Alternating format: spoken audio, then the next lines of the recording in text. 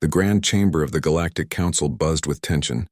47 species had representatives seated in the circular hall, each behind their own decorated desk. The ceiling stretched high above, showing a projection of stars and galaxies that slowly rotated. It was meant to remind everyone of the vastness they governed together. Day stood at the center speaking platform, his hands clasped behind his back. He was human, which meant he was shorter than most beings in the room. His dark hair was neatly combed, and he wore the simple gray uniform that all council mediators wore. Around him, various alien species watched with different numbers of eyes, some glowing, some multifaceted like insects. The Velkari Empire has legitimate concerns about the trade routes, Day said calmly. His voice carried through the chamber without him needing to shout. But the Nexus Coalition also needs access to the Outer Rim markets. I propose we establish rotating access periods. Ambassador Veltun, the council chairman, leaned back in his elevated seat. He was Iraqian, tall and reptilian with silver scales that caught the light. His long fingers drummed on his desk. We have discussed this for weeks. The Velkari are being unreasonable. Day turned slightly. With respect, Chairman, both sides are being unreasonable. That's why we need a creative solution.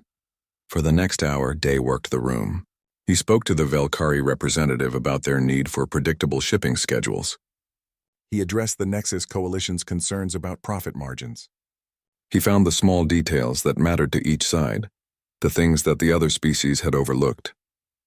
By the time the session ended, both parties had agreed to his rotating schedule plan. As the various delegates filed out, Day gathered his datapad and headed for the exit. A few representatives nodded to him in passing, but most ignored him completely. He had just saved them from a potential war, but no one would remember that tomorrow. In the corridor outside, he met Hana. She was shorter than him, with her hair pulled back in a practical bun. Her engineering uniform had grease stains on the sleeves despite her best efforts to clean them. She held a datapad that displayed scrolling code. Another successful negotiation? She asked. They'll take credit for it by tomorrow, Day replied. How are the quantum relays? Hana's expression darkened. Failing on schedule. The council wants to replace my maintenance team with Shelvari engineers. They think their people can do it better. She swiped through screens on her pad. But the Shelvari don't understand the underlying architecture. They just see the surface functions. They walked together through the massive station that served as the council headquarters.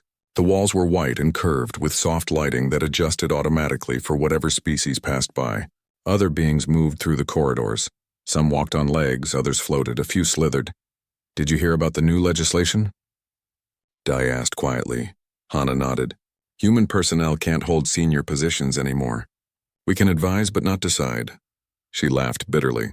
They want us to do all the work but get none of the authority. They reached the human section of the station, a cluster of quarters and common areas where Earth's representatives lived. It was smaller than most species sections, tucked away in a corner. The cafeteria was modest, with tables and chairs designed for human proportions. About 30 humans were scattered around the room, eating and talking in low voices. Yuna sat at a corner table. She was older than Day and Hana, with streaks of gray in her black hair. She worked in military coordination, analyzing threats and planning defensive strategies for the council. When Day and Hana joined her, she was staring at her datapad with a troubled expression. What's wrong? Day asked. Yuna looked up. I accessed some internal communications today. Not officially, but I have my ways. She lowered her voice. The council is planning to phase us out completely over the next 10 years. They think we're too unpredictable, too emotional. They want species they consider more logical.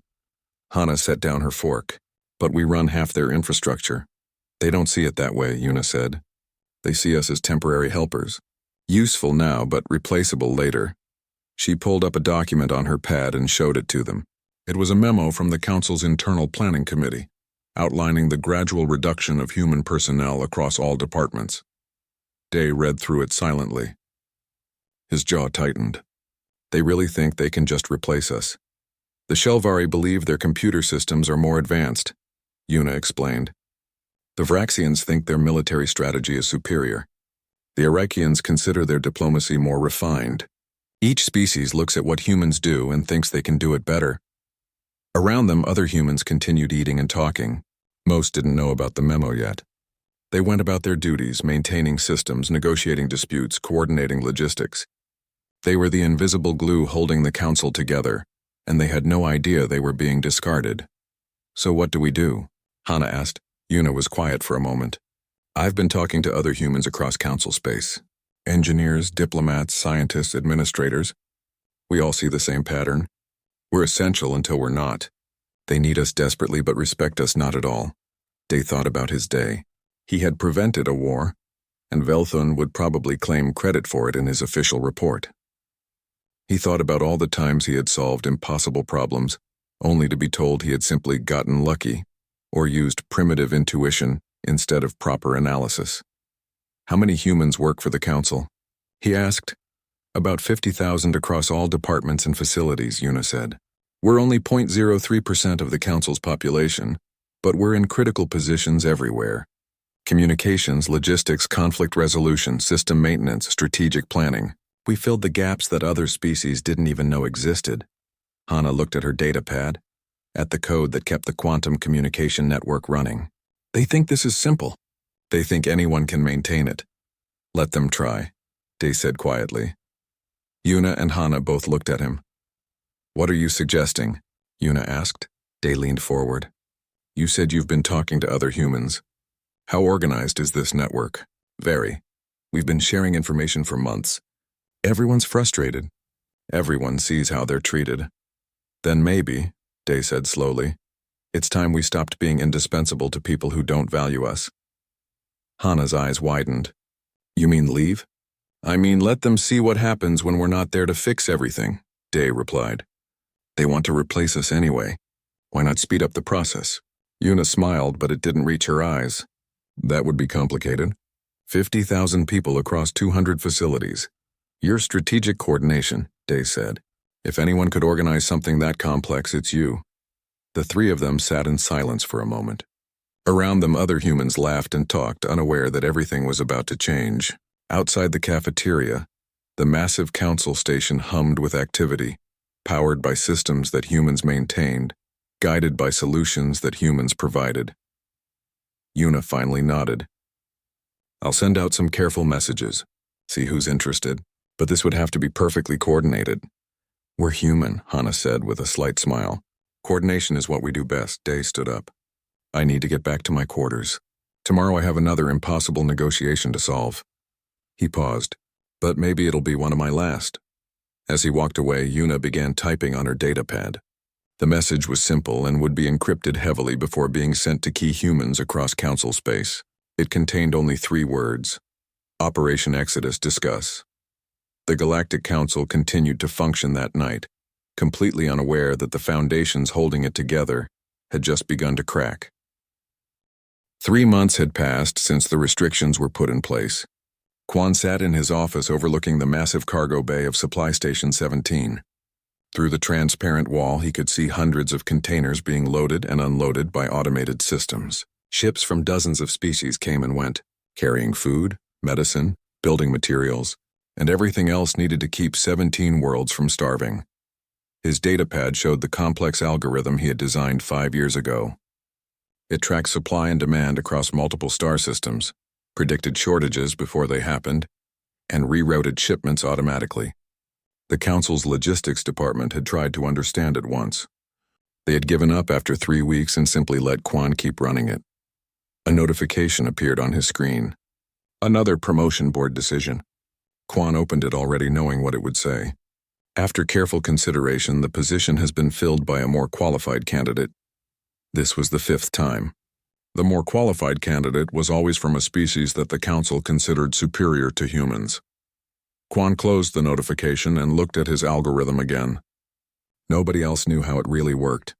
The Shelvari thought it was just a simple matching system. They didn't understand that it accounted for political tensions, weather patterns, cultural festivals, shipping lane congestion, and 1,000 other variables. They saw the surface and thought they understood the depth. His personal communicator buzzed. "A message from Yuna encrypted Operation Exodus confirm." Quan read it twice. Then he began typing his response. Across the station, Nari was in the Defense Monitoring Center. Screens surrounded her workstation. each showing different data streams, ship movements, energy signatures, gravitational anomalies. The early warning system she had built watched for threats that most species never even considered dangerous. A Shelvari engineer named Kelvis approached her desk. He was tall and thin, with smooth blue skin and large eyes that never seemed to blink. "Nari, I wanted to inform you that we will be upgrading your defense system," Kelvis said in his precise way of speaking. Nari looked up from her screens. "Upgrading? What's wrong with the current system?" "Nothing is wrong, but the Council believes Shelvari technology is more advanced. We will implement our quantum prediction matrices to replace your pattern recognition algorithms." "Pattern recognition is what finds the threats," Nari explained patiently. "The system doesn't just calculate trajectories, it looks for abnormal behavior, unusual energy signatures, things that don't fit expected patterns." Kelvis made a gesture that indicated dismissal. "Our matrices are mathematically superior. They do not rely on imprecise pattern matching." After he left, Nari pulled up her system logs. In the past month alone, her algorithms had identified and tracked 43 potential threats. 30 of them turned out to be harmless, but 13 had required action. One had been a meteoroid swarm that would have destroyed a mining colony. Her system had detected it 6 days before it would have hit, giving enough time to evacuate. The Shelvari quantum matrices would have seen the meteoroids, but only 2 days before impact. Not enough time to save everyone. She looked at the encrypted message on her personal device. "Operation Exodus. Confirm." Her fingers moved over the keyboard, backing up her algorithms to a secure location that only she could access. On the border world of Threshold Station, Tay stood in his office watching the sunset. The station orbited a planet that was still being terraformed, its atmosphere slowly being adjusted to support various species. Tay was the colony governor, responsible for 15,000 inhabitants from 8 different species. Humans made up less than 1,000 of the population, but they ran the most critical systems. Water purification, atmosphere regulation, power distribution. The other species had the theoretical knowledge, but humans had the practical experience of making things work when they broke down. His assistant, a human woman named Isul, entered the office with a data pad. "Governor, we received another memo from the Colonial Administration. They're reducing our discretionary budget by 30%. Tay took the pad and read through it. "This is the third cut this year. Do they explain why?" "They say resources need to be redirected to colonies with more strategic importance." Isul hesitated. "Governor, they're replacing human governors throughout the border regions. 6 have already been replaced with Vraxian or Arakian administrators. But those species have no experience with frontier colonies," Tay said. "They're used to established worlds with stable infrastructure. The Council believes their administrative experience is more valuable than practical knowledge." Tay set down the data pad and looked out at the planet below. Threshold Station existed because humans had figured out how to build stable colonies in unstable environments. They had dealt with equipment failures, supply shortages, and the 1,000 small disasters that came with living on the edge of explored space. His communicator showed a message. "Operation Exodus, confirm." He thought about the 15,000 people depending on this station. Then he thought about the memo in his hand, the latest in a series of decisions made by people who had never lived on a frontier world. He began typing his response. In the human cafeteria on the Council headquarters station, a meeting was taking place. It wasn't official. No records would show it happened. 40 humans had gathered, each representing different departments and facilities across Council space. Una stood at the front of the room. "Everyone here has received the same treatment. You work in essential positions. You solve critical problems, and the Council treats you as temporary help that can be dismissed whenever convenient." Murmurs of agreement rippled through the crowd. "Some of you run communication networks," Una continued. "Others coordinate logistics, maintain defense systems, or govern colonies. The Council thinks you're replaceable. They think any species can do what you do." Day spoke from his seat. "The question is whether we let them learn that lesson while we're still here or after we're gone." A man named Junho, who worked in energy distribution, raised his hand. "You're talking about leaving. All of us at the same time." "Yes," Una said simply. "That's 50,000 people across 200 facilities," a woman named Bora pointed out. She managed medical supplies for the outer colonies. The coordination would be massive. Humans are good at coordination, Hannah said from her seat. It's literally what we do. The council just doesn't notice. What about the species that depend on our work? Asked another voice. The colonies we support, the systems we maintain. People will suffer. Day stood up. They will suffer regardless. The council is already planning to replace us. When they do, those systems will fail anyway because they don't understand how they really work. At least if we leave on our own terms, we can prepare for it. And where would we go?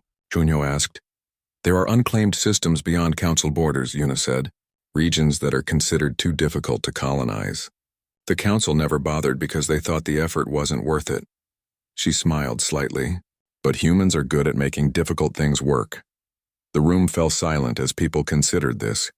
Everything they had built, all their work for the council would be left behind. But everything they had built for the council had never been truly valued anyway. I need to know who's committed, Yuna said. This only works if we're all in. If even 10% stay behind, the council might be able to patch the gaps. But if we all leave together, cleanly and completely, then they'll understand exactly how much they depended on us. Hands began to rise, slowly at first, then faster. Within minutes, every person in the room had committed. We'll need to be subtle, Yuna explained. Finish your contracts normally. Don't give any indication that something is changing. Start backing up your personal data and transferring assets quietly. We'll set a date 3 months from now during the Festival of Unity when everyone is distracted. Over the following weeks, messages spread through the human network across council space. Each person was told to identify one other human in their facility and pass the word. Like roots spreading through soil, the plan reached every corner of the council's territory. Quan began modifying his supply algorithms, adding silent features that would cause them to fail after he left. Not catastrophically, but enough to show that the system was more complex than it appeared. Nari created backup copies of her defense monitoring system, but with critical components missing. The Shelvari would be able to run it, but it wouldn't actually work properly. Tay started identifying supply caches and resources that his colony would need, quietly stockpiling them for the journey ahead. And in the council chambers, Velthun proudly announced the new Reformation Initiative that would modernize council operations by reducing dependence on any single species. The other ambassadors applauded. They believed they were making the council stronger. None of them noticed that the humans who usually maintained the recording systems had allowed several audio glitches during the session. None of them saw that the voting tabulation system had developed small errors that had to be manually corrected. None of them realized that a dozen tiny problems were appearing everywhere, problems that humans usually fixed before anyone noticed they existed.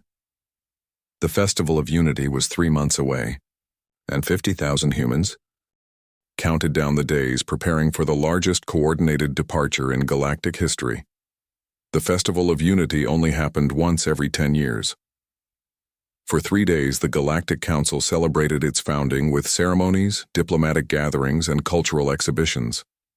Every species brought their finest achievements to display. The Council headquarters station was decorated with lights and projections showing the history of galactic cooperation. On the first morning of the festival, Day woke early in his quarters. He had already packed everything personal days ago. His room looked exactly as it should. Professional, organized, but lived in.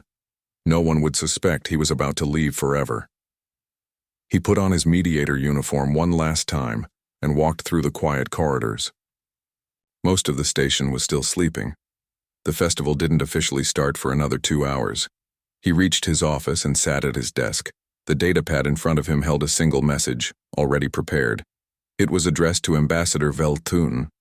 Day read it one more time. Chairman Velthun, after careful consideration, all human personnel are resigning from our positions within the Galactic Council effective immediately. We wish you success in your future endeavors. We have faith that the superior species you've chosen to replace us will serve you well. Signed, Day, on behalf of all human council staff. He scheduled it to send in 4 hours, then stood and walked out of his office. He didn't look back. Across the station, the same scene repeated in hundreds of locations. Humans woke, dressed, and went through their morning routines exactly as they always did. Then they quietly made their way to the docking bays where human ships were waiting. Hana stood in the main engineering control room. The quantum communication network hummed around her, relay points across the galaxy pulsing with information. She pulled up her final commands, the ones she had written weeks ago and hidden deep in the system code. The commands would roll back every patch, every improvement, every optimization that humans had added over the past 3 centuries. The network wouldn't fail completely. That would be cruel. But it would revert to its original design, the version that barely worked and required constant maintenance. She entered her authorization code and executed the commands. Then she closed the terminal and left. One was already at Docking Bay 7, where 23 transport ships were being loaded. He was the fleet coordinator, responsible for organizing the movement of 50,000 people from 200 different locations to pre-planned coordinates beyond Council space. Status? He asked his assistant, a young human named Jiwan. All facilities are reporting on schedule, Jiwan replied, reading from a datapad. 97% of personnel have already departed their stations. The remaining 3% will leave within the next 2 hours. Juan nodded. This was the most complex evacuation in history, and it was happening under the Council's nose during their biggest celebration. Every human ship had filed perfectly legal flight plans. Family visits, supply runs, diplomatic missions to minor worlds. Nothing looked suspicious. But all of them were heading to rendezvous points that would then jump to coordinates far beyond Council borders. The Council will notice eventually, Jiwan said quietly. By then we'll be gone, Juan replied, and they'll have bigger problems to worry about. In the Defense Monitoring Center, Nari stood before her screens one last time. The early warning system showed normal activity. 3 commercial vessels entering Council space, 2 military patrols on routine missions, several mining operations in the asteroid belts. The Shelvari engineers who were supposed to replace her would arrive this afternoon to begin the transition. They would find clean systems, well-documented processes, and everything labeled properly. They just wouldn't find the actual algorithms that made any of it work. Those were backed up on Nari's personal storage device, already packed in her bag. She logged out of the system and walked away from the screens that had been her responsibility for 8 years. Quan sat in his office at Supply Station 17 watching the cargo operations. Ships came and went, containers moved through the automated systems. His algorithms hummed in the background, managing 17 worlds worth of logistics. He opened his command interface and loaded the final program. It would run for exactly 6 more hours, maintaining normal operations. Then it would simply stop. Not crash, not corrupt, just stop accepting new data. The supply chain would continue for about 3 days on momentum alone. After that, the Council would need to manually coordinate every shipment, every delivery, every allocation of resources. They would try to restart his system. They would find all the code, all the documentation. They would see how it worked. They just wouldn't understand why it worked because the real intelligence wasn't in the code. It was in understanding how thousands of variables interacted in ways that couldn't be programmed. He initiated the program and left his office. On Threshold Station, Tay stood in the governor's chambers looking at the planet below. The terraforming was 60% complete. In another 20 years, it would be beautiful. Breathable air, stable ecosystems, a world that 8 species could call home. Isel entered the room. Governor, all human personnel have boarded the evacuation ships. We're the last ones. What about the other species? Tay asked. The residents here. We've left detailed instructions for maintaining critical systems. The Vraxian administrator arriving next week will find everything documented. Isol paused. It won't be enough. They don't have the experience for frontier problems. No, Tay agreed, but that's not our responsibility anymore. He turned from the window. Let's go. They walked through the station's corridors together. Other species passed by, unaware that their governor was leaving. The festival was broadcasting on public screens, showing the celebrations at the council headquarters. At the docking bay, the last human transport was waiting. Tay and Isol boarded, and the ship sealed its doors. Within minutes, it had departed the station. Sora was one of the last humans remaining at the council headquarters. She was a cultural liaison, responsible for helping different species understand each other's customs and traditions. Her work had prevented countless diplomatic incidents over the years. She walked through the festival crowds, weaving between Vraxians and Arakians, Shelvari and dozens of other species. They were all celebrating unity, completely unaware that one of their member species was leaving. Ambassador Velthun stood on a stage, giving a speech about cooperation and mutual respect. Sora stopped to listen for a moment. The words were beautiful. They just had no connection to reality. She continued to the docking bay where the last diplomatic shuttle was waiting. As she boarded, she looked back at the station one final time. It had been her home for 12 years. "No regrets?" the pilot asked. "None," Sora replied. The shuttle departed. In an engineering closet deep within the station, Hyun made the final preparations. He was the last human still working, and his job was the most critical. The quantum communication hub that connected all council worlds required a human-designed interface to function properly. Other species could use it, but they couldn't maintain it. Hyun pulled up the core systems and began his shutdown sequence.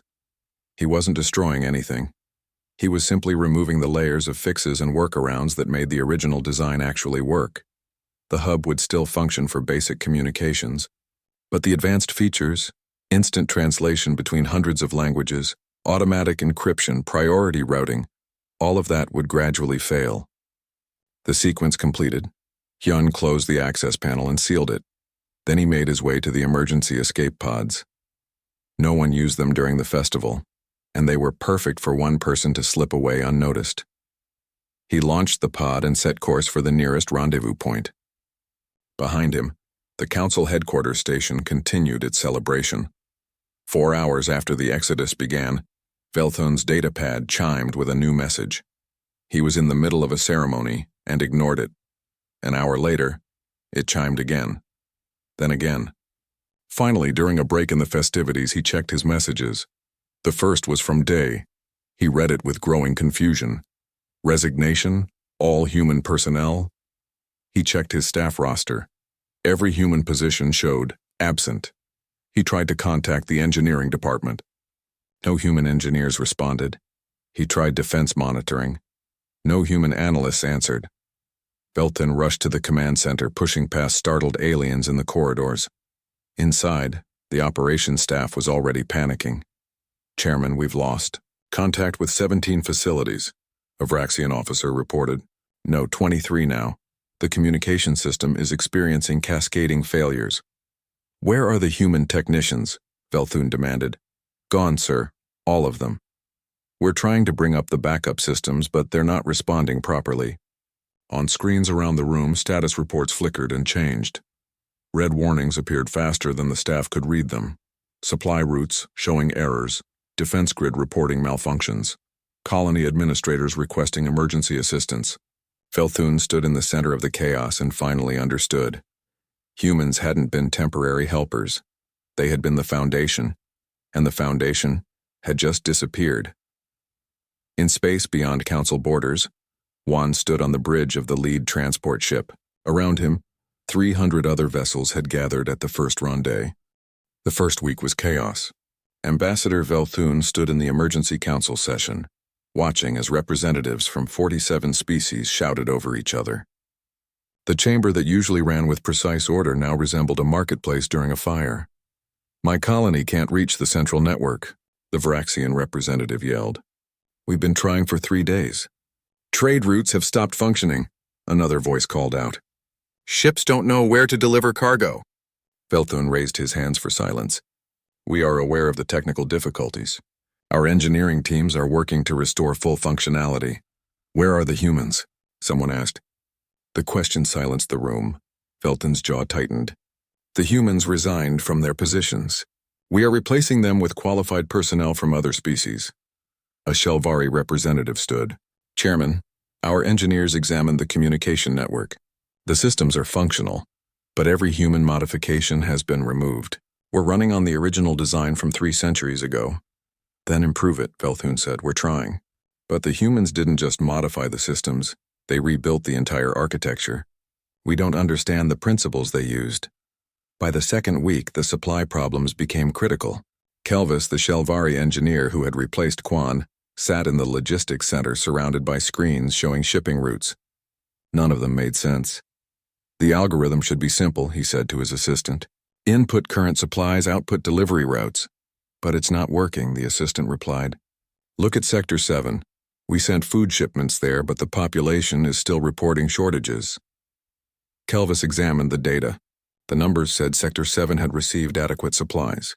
Perhaps they are lying about the shortage to receive extra resources. Sir, 3 other sectors are reporting the same problem, and Sector 9 received twice as many supplies as they needed. Kelvis pulled up Quan's original code. It was all there, perfectly documented, but when he tried to run it, the results were wrong. He didn't understand that the code wasn't just matching supply and demand. It was predicting festivals that increased food consumption, accounting for shipping delays caused by political tensions, routing around maintenance schedules, and considering 1,000 other factors that affected real-world logistics. The code was the map. But Quan had been the territory. Recalculate manually, Kelvis ordered. We'll route shipments ourselves. It took them 6 hours to do what Quan's algorithm had done in seconds, and they still got it wrong. By week 3, the border conflict started. General Thornax stood in the Military Coordination Center, staring at 3 separate combat zones that had erupted simultaneously. The Velkari Empire was in open conflict with the Nexus Coalition again. 2 minor species were fighting over mining rights, and a pirate fleet was raiding outer colonies with impunity. How did we not predict any of this? Thornax demanded. The early warning system is functioning, a technician reported. But it's not identifying threats the way it used to. We see the ships, but we don't know which ones are dangerous until they attack. Yuna's strategic analysis had done more than track ship movements. She had understood cultural tensions, predicted diplomatic failures, and identified potential flashpoints before they erupted. The Council's new military coordinators had the same data, but they didn't know how to read it. Deploy fleets to all 3 zones, Thornax ordered. Sir, our response time has increased significantly. It will take 3 days to reach the closest conflict. 3 days? It used to take 8 hours. Yes, sir. The humans coordinated pre-positioning of resources. We're still learning their system. Thornax watched as pirate ships destroyed a mining colony, while Council forces were still 2 days away. They had lost 4 minor conflicts in 3 weeks. Conflicts they would have easily prevented when humans were handling coordination. In the diplomatic chambers, the situation was worse. The Velkari Empire had officially declared secession. 12 other species were threatening to follow. The mediation team trying to resolve the crisis had been meeting for 2 weeks with no progress. Velthun sat across from the Velkari ambassador, trying every diplomatic approach he knew. Your concerns are valid. We can negotiate new trade terms. We negotiated 3 months ago, the ambassador replied coldly. A human mediator found a solution in 1 afternoon. You've wasted 2 weeks and proposed nothing workable. Our diplomatic corps is highly trained. Your diplomatic corps is rigid and formal. The human Dai understood that we didn't just want fair trade, we wanted respect. He understood what we needed even when we didn't say it explicitly. Velthun had no response to that. By month 2, the quantum communication network was failing in cascading patterns. Researcher Klix stood in the network control room watching connection after connection drop. I don't understand, he said to his team. The hardware is functional. The software is running, but the system keeps breaking. A junior engineer pulled up diagnostics. Sir, I think the humans were doing more than just maintaining the network. They were constantly adjusting it. Adjusting what? Everything. Look at these logs. Every day they made thousands of tiny changes.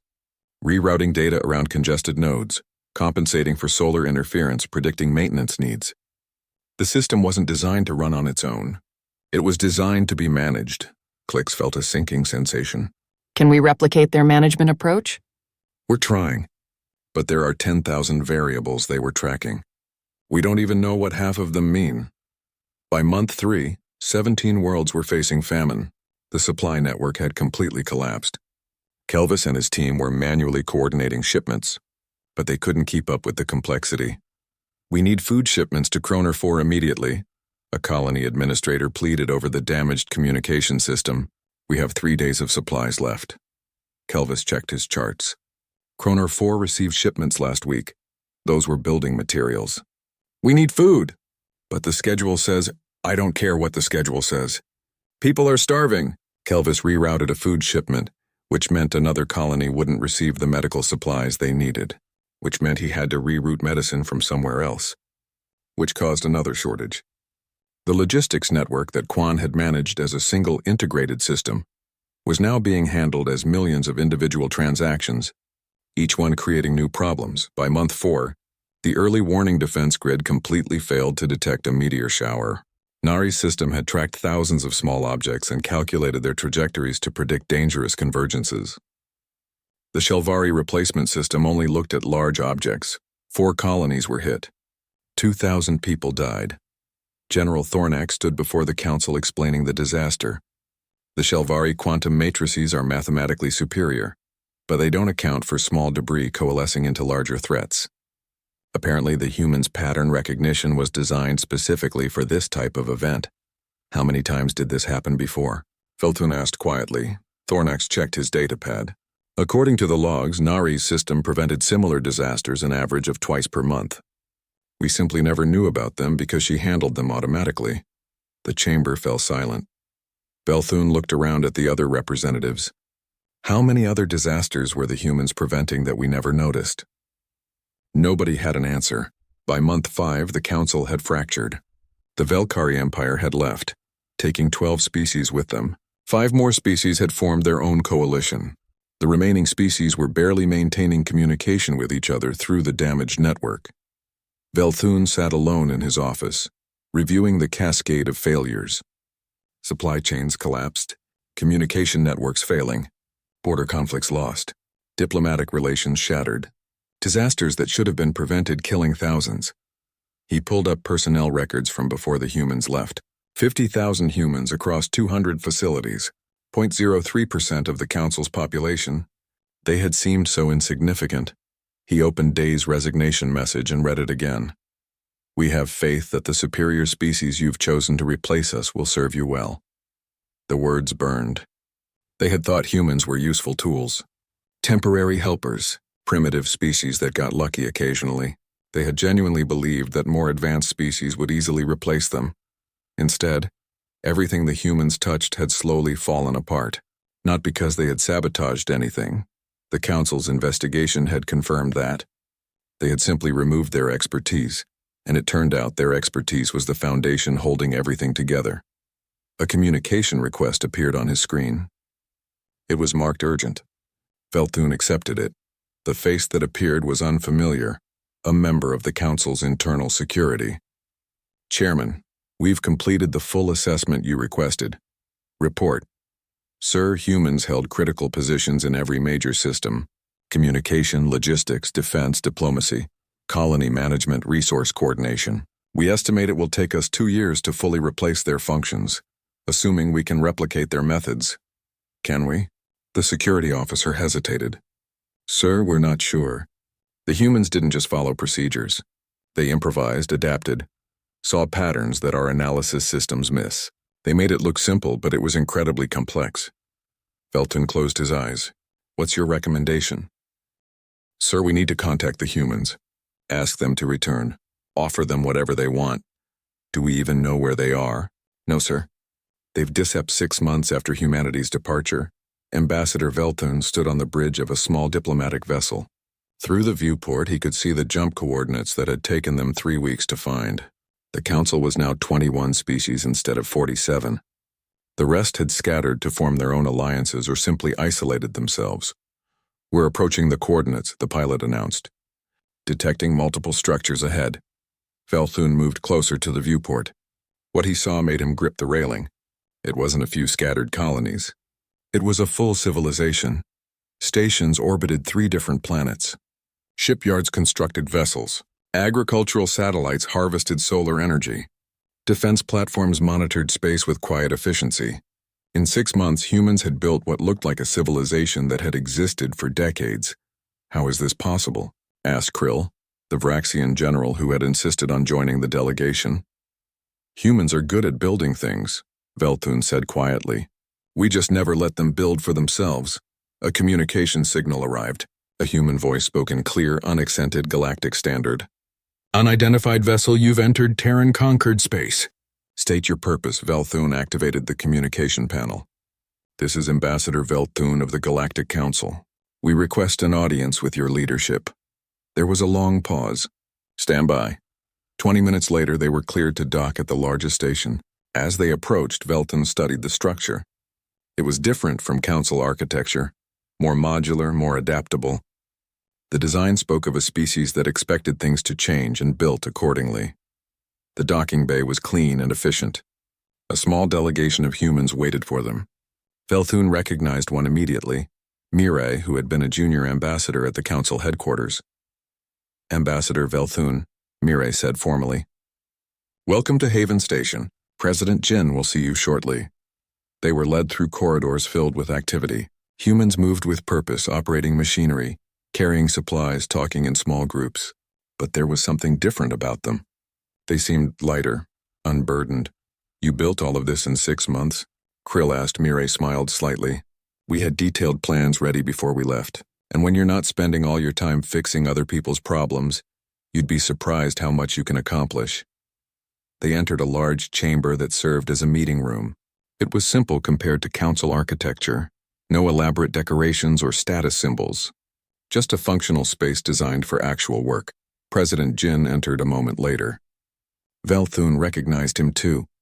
He had been the chief administrator for human personnel at the Council. A quiet man who had managed thousands of workers across hundreds of facilities. Ambassador Velthun, Jin said, gesturing to seats around the table. Please sit. They sat. Velthun felt awkward, uncertain. He was used to diplomatic superiority, the weight of the Council's authority behind him. But here he was the one asking for help. I'll be direct, Velthun began. The Council needs human expertise to restore our systems. We're prepared to offer substantial compensation, guaranteed positions, full voting rights in Council decisions. Jin raised a hand. Stop. Velthun stopped. Do you know why we left? Jin asked. There were disagreements about, do you really know why? Velthun was silent. Jin pulled out a data pad and placed it on the table. Mirai, if you would. Mirai activated the pad. A holographic display appeared, showing recorded conversations from Council chambers. Velthun watched himself discussing the human problem with other ambassadors. He heard himself say that humans were useful but primitive and that more advanced species should handle leadership roles. Another recording showed the planning committee discussing the gradual elimination of human personnel. Another showed Council members laughing about Day's diplomatic methods, calling them lucky guesses instead of genuine skill. We kept records, Jin said quietly. Every insult, every dismissal, every time you took credit for our work. We documented it all. Velthun felt shame burn through him. We were wrong. Yes, you were. The Council is falling apart without you, Krill said bluntly. Colonies are starving. Communication is failing. We've lost conflicts we should have won easily. People are dying. People were dying before, Jin replied. The humans just prevented it so efficiently that you never noticed. That's the problem. You thought everything ran itself. You didn't see that we were the ones running it. Velthun leaned forward. What do you want? Name your terms. We'll meet them. Jin sat back in his chair. I don't want anything from you. Then why did you agree to this meeting? To explain something. Jin gestured to the data pad. For 3 centuries, humans worked for the Council. We solved impossible problems. We prevented disasters. We made the entire system function. And you treated us as temporary help.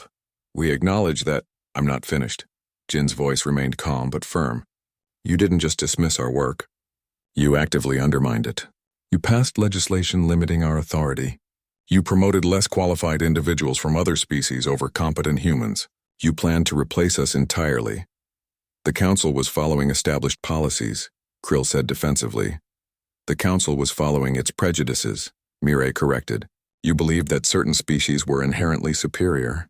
That advancement should be based on species rather than ability. Jin nodded. And now you're facing the consequences. Everything we maintained is failing. Not because we sabotaged it, but because maintaining it required genuine expertise that you assumed anyone could replicate. We understand that now, Belton said. That's why we're here. To ask you to return and help rebuild. Rebuild what? Jin asked. A system that doesn't value the people keeping it running. A civilization built on assuming certain species are better than others? He shook his head. No, thank you. Belton felt desperation rising. People are suffering. Colonies need supplies. Communication networks are failing. You talk about being treated unfairly, but innocent people are paying the price for our mistakes. Jin's expression didn't change. Innocent people were always paying the price. When your supply systems failed, humans worked extra shifts to prevent famines. When your diplomacy failed, humans prevented wars. When your defense systems missed threats, humans stopped disasters you never knew about. He paused. We were always cleaning up your mistakes. We just did it so well that you never realized you were making them. So you'll let people starve to prove a point? Krill demanded. No, Jin said. We've already sent humanitarian aid to the affected colonies. Medical supplies, food shipments, emergency equipment. Your people should be receiving them within the week. Velthun blinked. You're helping us? We're helping the people who need it, Mireille clarified. The colonists, the workers, the individuals suffering because of systemic failures. We're not helping the council. What's the difference? The council is a political structure that failed, Jin explained. The people within it are just trying to survive. We won't let them die to punish you. But we also won't rebuild a broken system. Velthun sat back. Then what happens to the council? The council as it existed is finished, Jin said simply. You based your entire civilization on the assumption that some species were superior to others. That assumption was wrong, and now the structure built on it is collapsing. What should we do? Jin stood and walked to the viewport. Outside, human ships moved between stations. A thriving civilization that had built itself from nothing in 6 months. You should figure out how to build something better. Something based on actual equality rather than assumed hierarchy. Will you help us? Velthun asked quietly. We'll consider helping species that approach us as equals, Jin said. Not as superiors who need us to fix their problems, and not as inferiors seeking our charity. As equals, Mireille stepped forward. The Terran Conquered is establishing diplomatic relations with several species who left the council.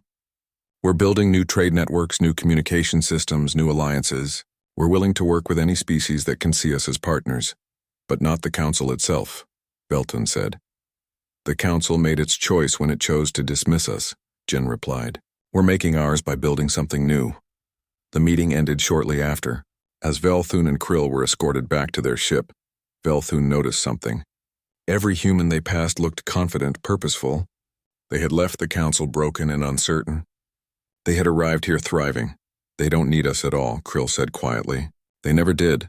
No, Velthun agreed. We needed them. We just couldn't see it. As their ship departed Haven Station, Velthun looked back at the human civilization growing in the darkness of space. In 6 months, they had built more than he had thought possible. In another year, they would probably rival the council in scope. In 5 years, they might surpass it. The council had lost its foundation, and the foundation had proven it never needed the structure above it. Back on Haven Station, Jin stood in the observation deck watching the council ship leave. Day, Hana, Yuna, and others joined him. Think they learned anything? Hana asked. Maybe, Jin said. But it doesn't matter. We're not building our future on their acknowledgement. Some species are already asking to join the con.